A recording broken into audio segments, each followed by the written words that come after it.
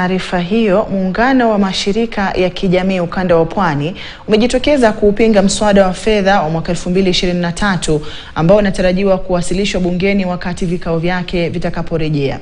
Muungano huo umesema kwamba mswada huo utaendelea kuwakandamiza Wakenya zaidi kiuchumi kupitia ushuru wa ziada uliopendekezwa kwenye mswada huo, ikiwemo kodi ya 3% ya ujenzi wa nyumba ambayo imezua tumbo joto miongoni mwa Wakenya.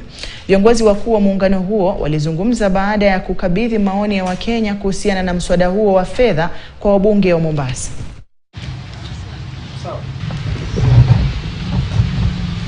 We are impoverishing this country and people that support this country.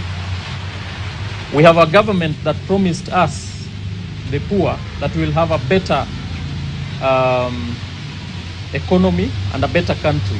But what we are seeing in this finance bill is completely the opposite of that. This is killing Kenyans and we will not accept. Tunasema serikali ikomeshe ufisadi.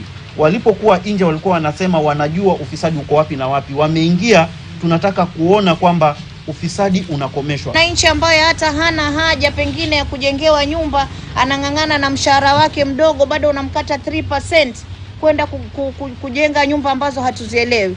Tumekuwa na hali tata kabisa katika NSSF, NHIF, wakati ambapo unaona serikali hata zilikuwa zinatumia pesa za wananchi vibaya. Mswada huu unazidi kugandamiza wananchi wa Kenya. Unazidi kugandamiza watu wale wanalipa ushuru katika nchi yetu ya Kenya. Tumepewa tu vigezo viwili ambavyo wameleta kuonesha kwamba wana hamu ya kutusaidia. Lakini tukiangalia zile hatari ambazo ziko ni nyingi kuliko zile faida ambazo tutapata. Huku haya